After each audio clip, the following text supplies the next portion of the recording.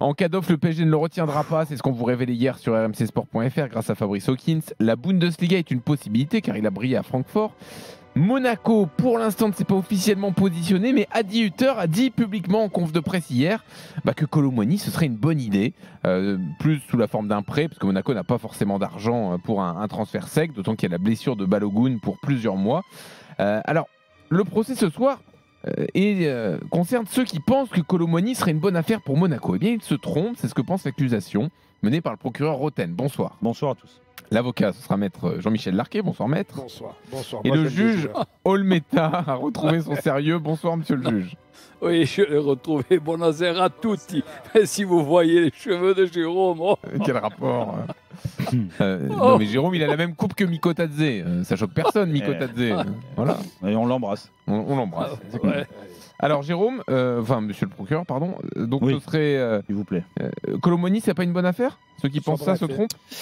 En fait, moi, Kolo Muani, j'attendais de voir avec le Paris Saint-Germain. En effet, on a été, on peut pas dire qu'on a été sublimé de ces années à Nantes dans le passé. La preuve, c'est qu'il est parti en Allemagne, donc il n'y a aucun grand club français qui avait essayé de le récupérer quand il était à Nantes à l'époque.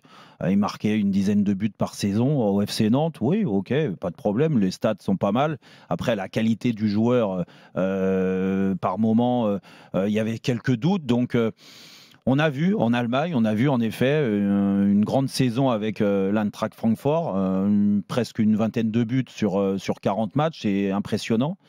Mais je pense que la plupart des gens n'ont pas vu évoluer Kolo Muani, n'ont pas vu l'intégralité de ses matchs, comment il a marqué ses buts, et surtout les lacunes techniques, parce que moi je parle de lacunes techniques pour un attaquant de pointe.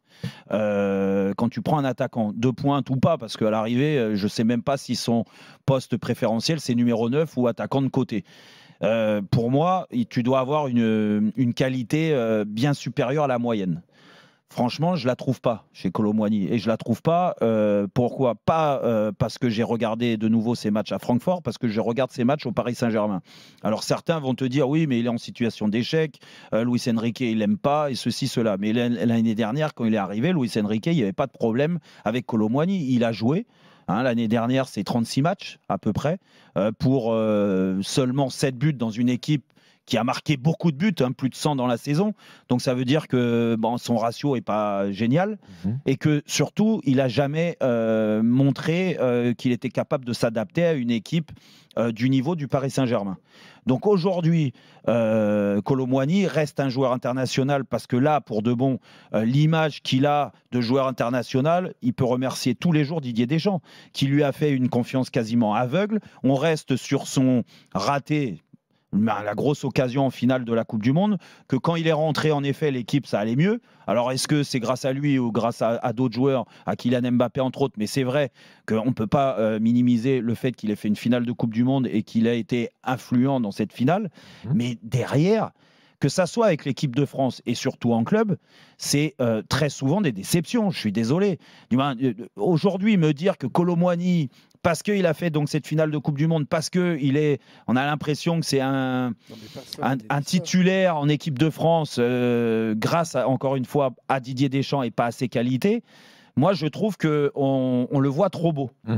Et dans ce trop beau, je me dis qu'en effet, mercato d'hiver, dans une situation où lui, en termes de confiance, on ne peut pas dire qu'il est à son max aujourd'hui, qu'il a montré beaucoup de lacunes, vous allez me dire qu'il va apporter quelque chose de positif tout de suite, immédiatement, dans un club qui vise le haut du tableau et qui vise encore un bon parcours en Ligue des Champions. Excuse-moi de douter. D'accord. Excuse-moi de douter que l'effectif de Monaco aujourd'hui est de grande qualité. En effet, ils ont perdu pour quelques mois Balogun, mais ils ont Mbolo. Ils ont dans le secteur offensif beaucoup de joueurs qui sont ultra performants depuis le début, d'accord? Et ils ont le petit jeune, voilà, qui a montré aussi quand il est rentré quelques qualités. Je dis pas que c'est une valeur sûre. Je dis juste que c'est une grosse prise de risque pour Monaco en tout cas. de prendre. Oui, pour moi, c'est une prise de risque de Monaco de prendre un joueur dans cet état-là, qui en plus, je vais te dire, à part sa saison en Allemagne, où en effet, mais c'est là qu'il faut prendre avec des pincettes aussi cette saison en Allemagne, et peut-être pas la voir trop belle qu'elle l'a été. C'est que quand je vois les joueurs, Ekitike en est l'exemple type. on l'a vu jouer. Alors trop peu au Paris Saint-Germain où il s'était complètement perdu, d'accord. Mais quand tu vois en Allemagne les matchs d'Ekitike, tu te dis, mais tiens, mais ce mec-là, pourquoi il s'est pas imposé au PSG? Après, Non. Il fait une bonne demi-saison à Reims avant aussi. Ouais, Il est pas en une Bundesliga. demi-saison, c'est incroyable. C'est comme Colomboigny. Le championnat de France, à mon avis, n'est pas fait pour lui. Il n'est pas fait pour lui. Nantes, il était bon. Bon, alors, on va bon à laisser. Nantes. Je ne pique pas les arguments de la défense. Jean-Louis, il était bon à Nantes. Maître Larquet, prenez la défense de ceux qui pensent que Colomboigny à Monaco serait une bonne affaire. Je pense surtout que ces dernières années, il y a un endroit où il n'a pas eu sa chance, un endroit où il n'a pas été mis en valeur, où il n'a pas été mis dans les meilleures conditions, c'est au Paris Saint-Germain. Dites-moi au Paris Saint-Germain, depuis qu'il y est, s'il y a des attaquants de pointe qui lui sont très très largement supérieurs, qui jouent parfois en faux avant-centre, que ce soit Ramos, que ce soit Asensio, et en plus, le traitement n'est pas que sportif. Il y a une forme d'acharnement, d'humiliation. Quand j'entends l'entraîneur à une question lui demandant pour quelle raison il joue sans avant-centre et qu'il dit « mais je ne vais pas inventer quelque chose que je n'ai pas », c'est quand même… Je ne sais pas si un entraîneur français disait ça, ce serait terrible. Je pense que Colomboigny, c'est pas un ballon d'or.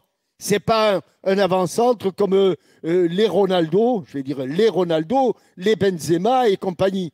Certes, mais c'est un avant-centre honnête. Et puis, c'est un avant-centre qui peut-être, mis dans de bonnes conditions, aurait pu faire des progrès. Et je terminerai, ça va aller très vite. Il n'a pas fait de progrès. D'abord, il n'a pas joué. L'an passé, vous me parlez de 36 matchs, il en a fait 15 comme titulaire. Hein. Les autres, il est entré. Mais l'entraîneur qu'il a là au Paris Saint-Germain, qui considère qu'il n'est pas avant-centre, depuis qu'il est au Paris Saint-Germain, il a fait progresser Donnarumma. L'entraîneur, il a fait progresser Fabien Ruiz. Il a fait progresser Dembélé. Il a fait progresser dans la régularité Barcola. Oui. Il a fait progresser dans la régularité. D'accord, il n'a rien fait alors. Il a fait progresser Hakimi. Okay. Non. Vitinha, non. Vitinha non plus. Et donc, je considère que c'est un garçon qui, ayant réussi moyennement, je n'en fais pas un cadre des avant-centres, mais j'en fais un bon avant-centre et il ne l'a pas été au Paris Saint-Germain parce qu'il n'a jamais été mis dans des conditions normales, on va dire. Et ça a été jusqu'à l'humiliation.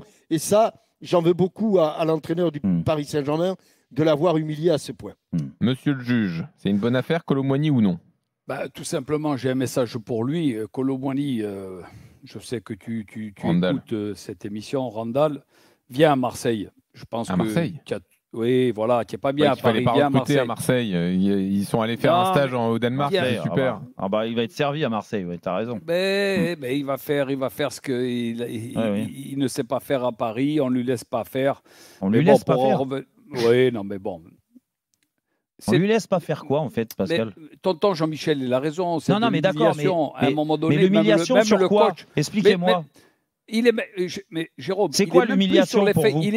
L'humiliation, c'est qu'il est même plus sur les feuilles de match. D'accord. Et est-ce qu'il a mérité d'être sur la feuille de match ou sur le terrain? Oui. Ah, il a mérité. Asensio, il a mérité de jouer. Vous n'avez pas vu tous les matchs du PSG. Sur la feuille. Arrêtez vos bêtises. Asensio, il a mérité de jouer. Non mais Jérôme, tu peux pas te permettre. On lui pose la question. Je peux me permettre juste que quand on était sur le terrain, Pascal, et toi le premier, quand tu es sur le terrain et qu'on te donne l'occasion de montrer des choses, c'est à toi de montrer. C'est un métier où tu es jugé toutes les semaines, 2 fois par semaine. Jérôme, d'accord, en match. Quand tu n'es pas bon, 1 match, 2 matchs, 3 matchs, 4 matchs, il faut laisser combien de temps? Jérôme, perdre, Jérôme. Mais toi, Jean-Michel, avec les numéros 9. Les pointures avec qui tu as joué, tu es en train de me dire que Colomboigny, c'est un très bon numéro 9. Mais je t'ai jamais dit ça. Si, c'est ce que tu viens de dire. Pour te défendre, tu me fais dire des choses que je n'ai jamais dites. C'est ce que tu as dit. C'est pas vrai. C'est pas vrai. Non, mais je vais te traiter de menteur. Je vais te traiter de menteur. Non, tu vas pas oser, pas avant Noël. Si. Pas avant Noël. Je n'ai jamais dit que c'était une pointure, un très bon avant-centre. J'ai dit que c'était un avant-centre honnête. Un avant-centre honnête. Alors, Voilà, Pascal, le mot de la fin. Donc c'est une victoire de Jean-Michel, tu voulais ajouter quoi? Oui, Pascal, il sait plus. Jérôme, pour te faire plaisir, je te parlais du match. Vous avez gagné 3-0 à Marseille. Pourquoi tu n'aurais pas pu le faire rentrer quelques minutes? Tu gagnes 3-0, pourquoi tu veux le faire rentrer? Pourquoi tu le fais pas rentrer? Pourquoi tu le fais pas rentrer? Tu le mets en confiance et voilà. Il en a fait rentrer d'autres. Alors pourquoi tu veux absolument que ça soit Kolo Muani? Moi je dis qu'une chose, c'est un très bon joueur, jusqu'au bout. Une bonne mentalité. Oui, bonne mentalité, ça, il faut le dire. Ouais, c'est vrai que quand il rentre chez lui le soir, il se dit oh là là, putain, l'humiliation. Très gentil. Allez, c'est fini, victoire de Jean-Michel, haut la main dans ce progrès de l'antenne sans flamme.